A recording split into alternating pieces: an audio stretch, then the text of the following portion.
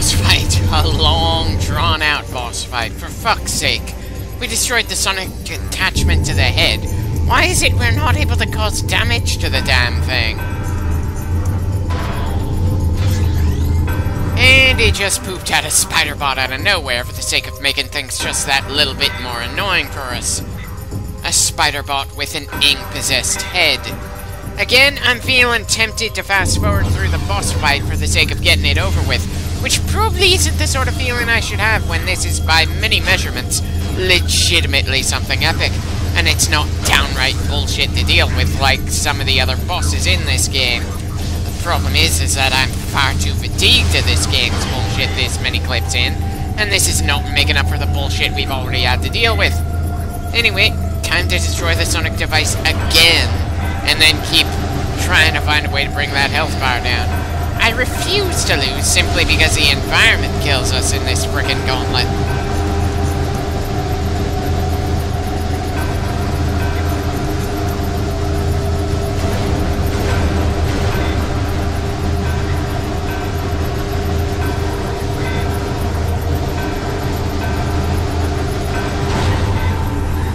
Yeah, fast-forwarding through a good deal of this fight just feels like it makes sense, considering how drawn out things are around here. Ah, so we needed to have the sonic visor still on in order to have more to target here. I probably should have realized that earlier, but to be fair, I do dislike the sonic visor, especially how it makes things look around us. I'll keep things going at normal speed until we actually bring that health bar down a little more. Again, if this fight had happened earlier in the game, I might have actually liked it. But it just had to show up when my patience for this game is strained by quite a bit. Even if we have the annoyance that it's hard to really see how effective we're really being against the enemy as I pull the trigger over and over again to hit the critical parts of the damn thing, on paper, this should be a very awesome fight.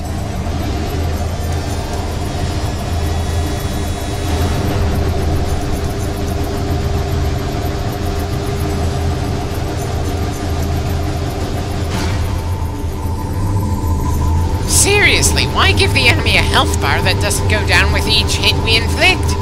It's easy to end up thinking you're not actually doing anything with the way the game is conveying things here, even when you're doing the exact thing you're supposed to do in order to win the fight. And the game is just plain not letting us get much progress here, at least not much measurable progress.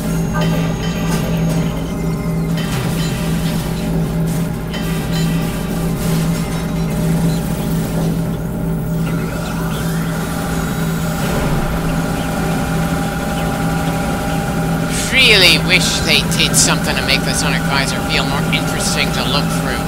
Sure, the little circles that expand then cease to exist are a decent way to say something is important, but this visor outright makes it harder to give a damn about our environment. That's certainly going to make things awkward if and when they make a Switch remake of this game. As if the fact that I feel it's fundamentally flawed isn't going to make things rough enough for them.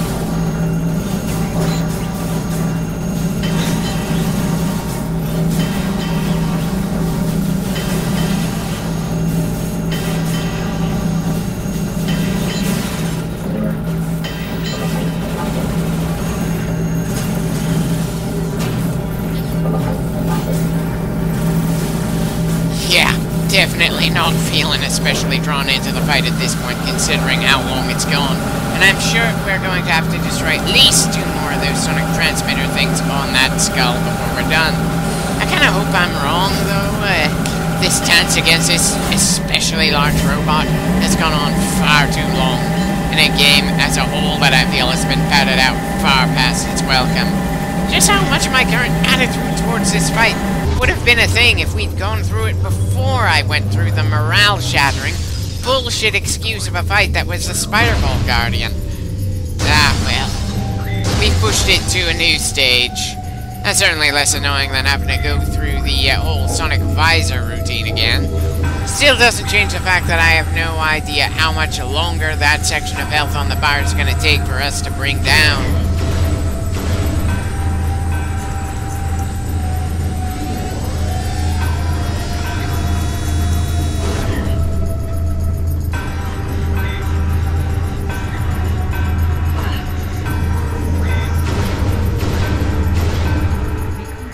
Annoyingly troublesome to scan the damn thing, just like the previous time we shifted from one stage of the fight to the next. And based on the words concussive blast, I'm pretty sure we're supposed to use bombs on the thing as we jump on top of it or something.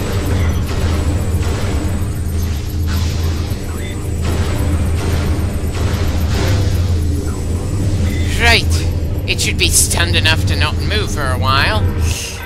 Or it's just gonna float around aimlessly after we've rendered it defenseless. Bloody hell.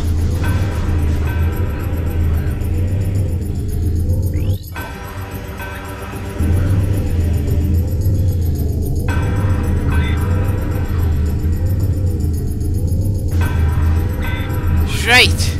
Nothing to do other than maybe try to intercept where it's going to float in order to use the spider ball to climb up and then jump onto the top of the head.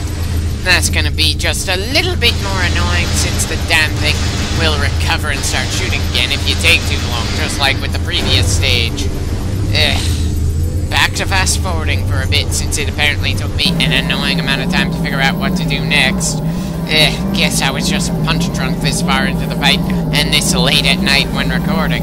Understandable, but still, this is pretty damn annoying no matter how I look at it. Especially because my sheer fatigue of this game as a whole really is messing with my perception here. I know, this boss fight was supposed to be viewed as pretty damn awesome. It hits many of the right notes for something like that, and it certainly avoids many of the notes that made the Boost Ball and Spider Ball bosses so frustrating to deal with.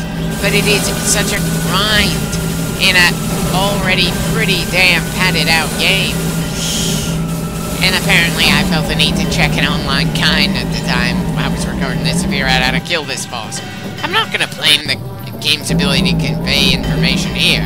I could figure out how to kill it from the comfort of working on commentary long after this was recorded without having to check anything to refresh my memory. But can you blame me for being this out of it when we're 39 clips into this game? Or when I have to do a boost ball jump on top of a thing for a second time because the game decided to draw this out just a little bit longer when I'm already sick and tired of dealing with this shit.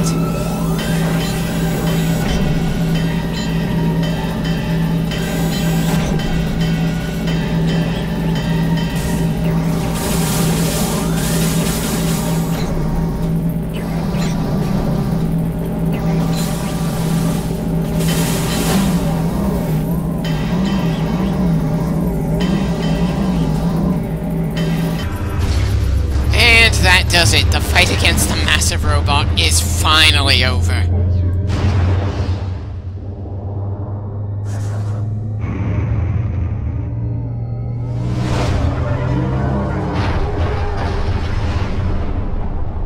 Well, that was certainly a dramatic explosion for the head, or at least the closest thing to dramatic this game can pull off with the graphics limitations it has.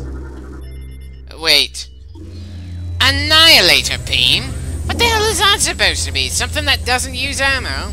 Hell, considering how this game has treated the light and dark beams, I didn't think they'd create a third beam type.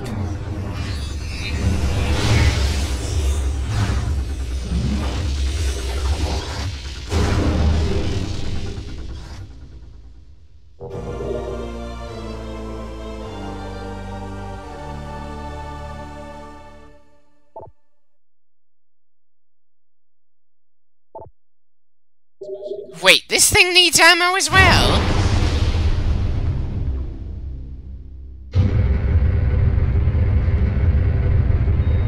Right. Too much to ask that we'd just have an easy, simple way forward unlocked after destroying the overly large boss. It was also apparently too much to hope that a healing field would show up in the boss room once the boss was killed.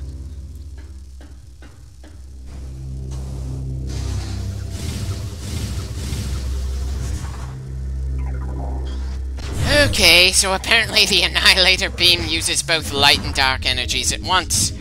Yes, I very much doubt I'm gonna use it for anything other than just opening doors, and good God, that name sounds pretty childish to me. Seriously? Annihilator? We've had ice, plasma, wave, spacer. We've had a number of different beams over the years. And frankly, Annihilator just doesn't sound right in comparison to the rest. It's like it's trying too hard to be edgy or something. Ugh.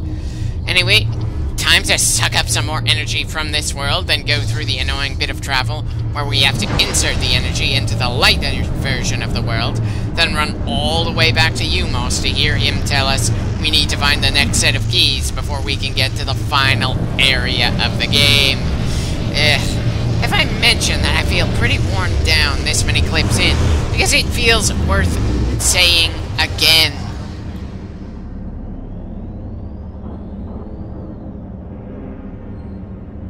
I'm sorry, are the stormy skies and dark aether supposed to seem scary to me somehow? Come to think of it, is the storm around light aether still a thing after all the energy we've brought back to the light version of the world? You'd think that something like that would be just a little more important and worth the game paying extra attention to. Especially since that was the main reason we were driven onto the planet and why we couldn't escape. But again, the story in this game really doesn't feel like it holds up all that well. Granted, usually Nintendo tries to make sure that the gameplay makes up for any lack of good storytelling, but I just don't think Metroid Prime 2 measured up in that respect. Though maybe that's because I generally tend to prefer more narrative-driven games, or at the very least games that give you enough room to start making your own internal narrative of things, and give you just enough to work with to enhance said narrative. While it would be obscenely unfair to compare this game to the far more recently released Metroid Dread, or the 3DS remake of Metroid 2, or even the ever-beloved classic Super Metroid, it still can't measure up to Zero Mission, the first Metroid Prime, the base storyline for Metroid 2, and Metroid Fusion. Anyone else find it funny that I started this LP feeling this game was viewed too harshly, especially with the later releases of Federation Force and Other M to consider? Once I got past a certain point when working on the commentary, I just felt it's among the worst of the Metroid games.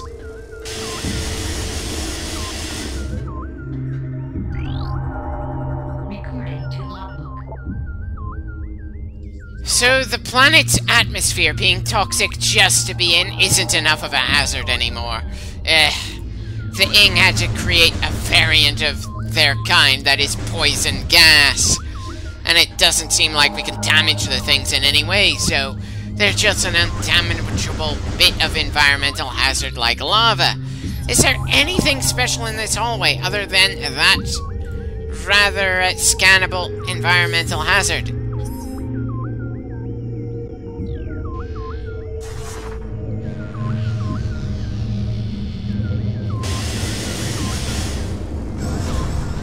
Okay, we didn't speed by them quite as drastically as I planned, but funnily enough, I think even with those things speeding up how fast our armor was going down, I had a lot more fear of the dark version of the world back when we first got introduced to it.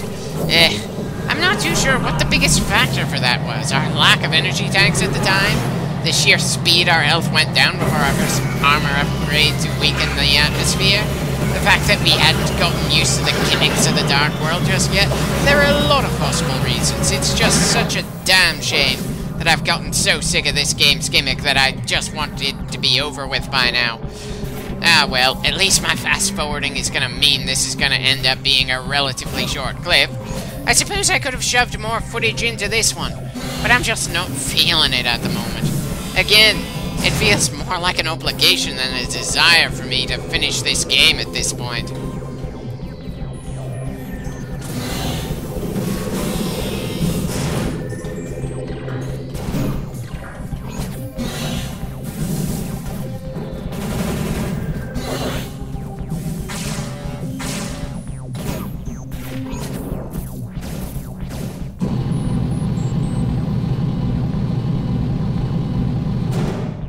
Right, and we're at the light side of the temple.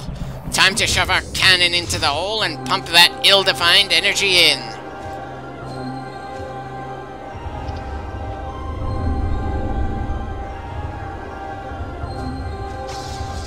Really wish this actually felt as special as the game designers intended.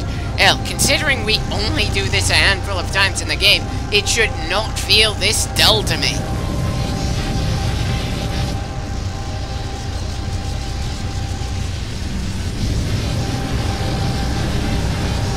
Samus's Eyes truth there is really just highlighting how tired I am of this game. And she apparently shares the sentiment.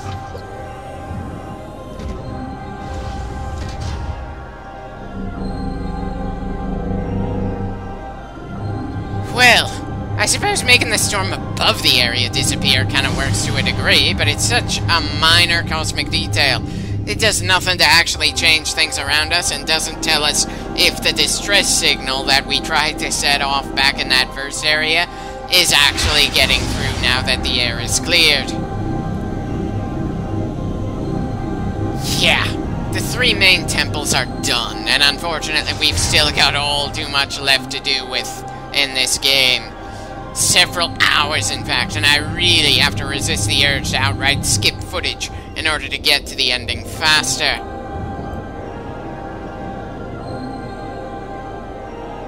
It was hilariously stupid the first time we saw a hologram ghost bow in respect of our accomplishments. The third time, it's just going through the motions. Again, I feel far more invested in fighting against Dark Samus than the Ing. And I feel absolutely nothing for the Luminoth, despite the main objective of this game being to rescue their planet and prevent their species from becoming extinct. Which is a bigger storytelling misstep.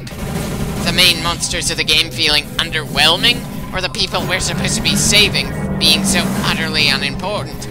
Because both feel like major missteps in my mind. If I could, I would leave the planet in a hurry, regardless of the fact that it's still in danger.